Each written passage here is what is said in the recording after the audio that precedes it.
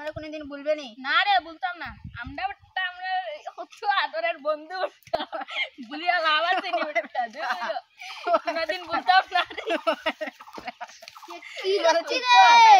ওদের আজ মেল ভেঙে যাবো বন্ধুত্ব। না রে এটা কি দিয়ে বাক্যে এসেছে? ডাল দিয়ে। ডাল দিয়ে আর কি? আর একটু মাংস। আচ্ছা ঠিক তুই আছে। আজকে কি দিয়ে ভাত খেয়ে এসেছিস? বল বল বল। ও বেটা আমার খালি শুধু